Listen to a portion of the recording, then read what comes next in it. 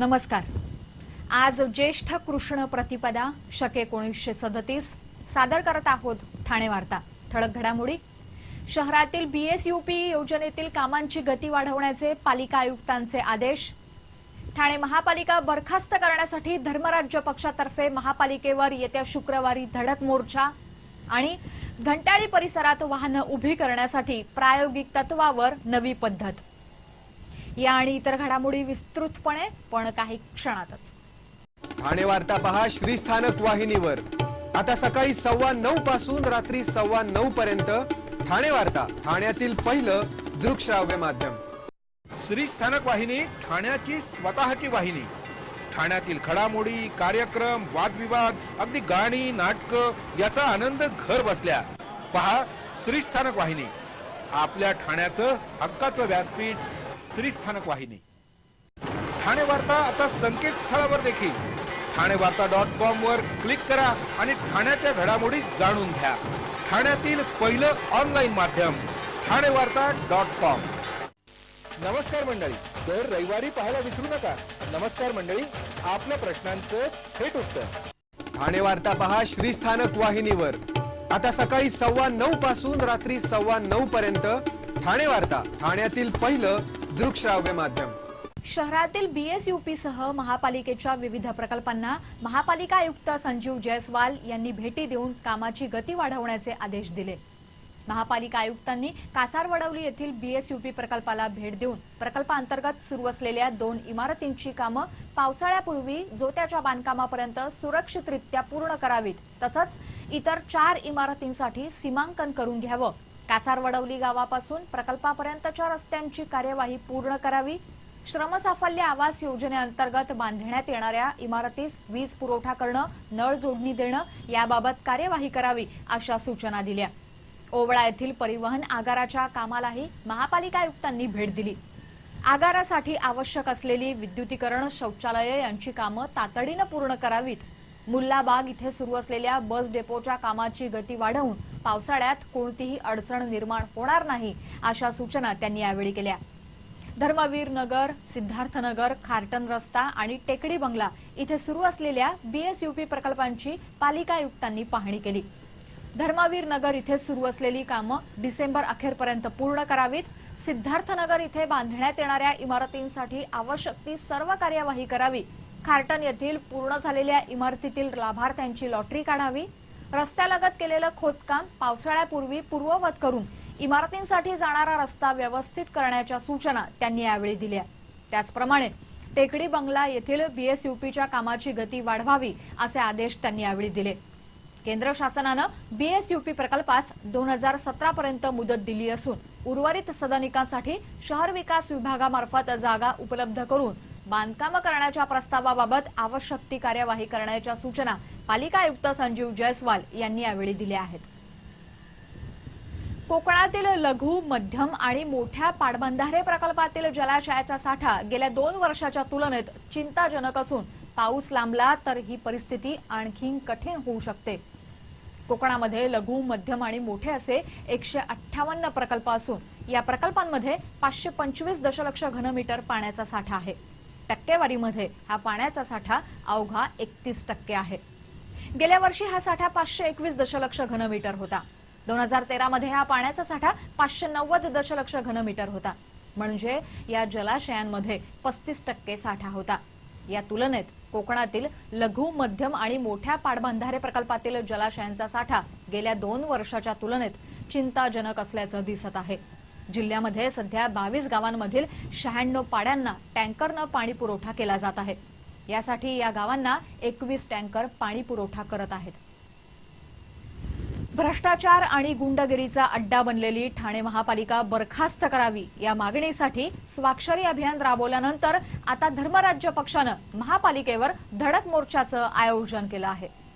ठाणे महापालिकेच्या शहर विकास विभागातील गोंधळ, परिवहन सेवेतील भ्रष्टाचार, स्थायी समितीमध्ये वेगानं प्रस्ताव मंजूर करण्याचा प्रकार, लेखा परीक्षणावरील हरकती, वृक्षतोडीचे गंभीर प्रकार, बांधकाम व्यावसायिकांना मिळणारी साथ अशा प्रकारच्या अनागोंदी कारभारामुळे महापालिकेचं आवक आणि जावक समीकरण कोलमडलं आहे। महापालिकेविरोधात असलेला ठाणेकरांचा निषेध नोंदवण्यासाठी एका स्वाक्षरी मोहिमेचं आयोजन करण्यात आलं होतं। या स्वाक्षरी अभियानात ठाणेकरांनी मोठ्या प्रमाणावर आपल्या स्वाक्षऱ्या करून या मागणीला पाठिंबा दर्शवला। आता याच मागणीसाठी येत्या शुक्रवारी महापालिकेवर धर्मराज्य पक्षातर्फे धडक मोर्चा आयोजित करण्यात आला आहे। ठाणे वार्ता पहा श्रीस्थानक वाहिनीवर। आता सकाळी 9:15 पासून रात्री 9:15 पर्यंत ठाणे वार्ता, ठाण्यातील पहिलं दृकश्राव्य माध्यम। आपला परिसर स्वच्छ आणि सुंदर ठेवण्यासाठी ठाणे महापालिकेत सहकार्य करा। ओला सुका कचरा वेगवेगळा जमा करा आणि रोगराईपासून मुक्तता मिळवा। ठाणे वार्ता आता संकेतस्थळावर देखील ठाणेवार्ता.com वर क्लिक करा आणि ठाण्याच्या घडामोडी जाणून घ्या। ठाण्यातील पहिलं ऑनलाईन माध्यम ठाणेवार्ता.com।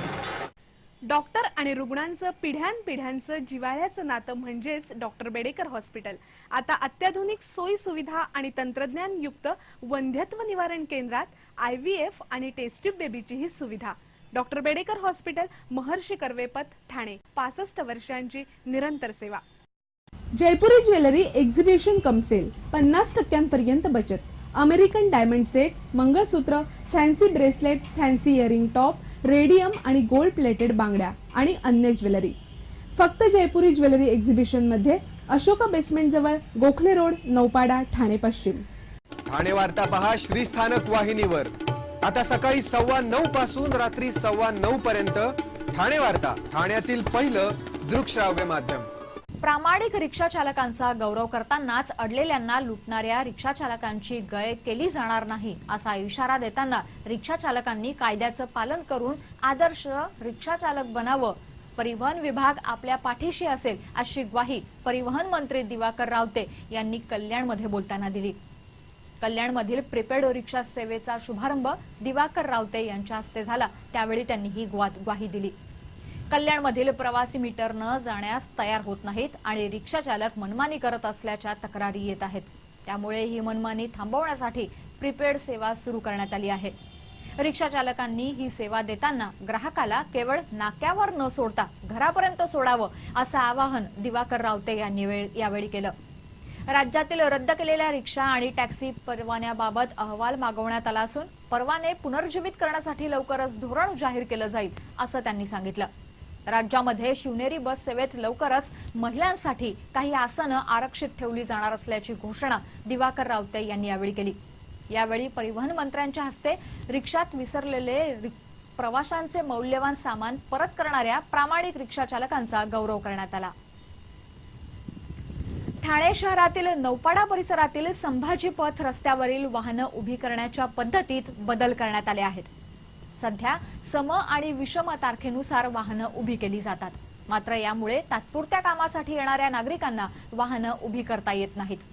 बहुतांश वाहन मालक दिवसभर वाहनं उभी करून ठेवतात, त्यामुळे वाहतूक कोंडी होण्याबरोबरच परिसरातील रहिवाशांनाही त्रास होतो।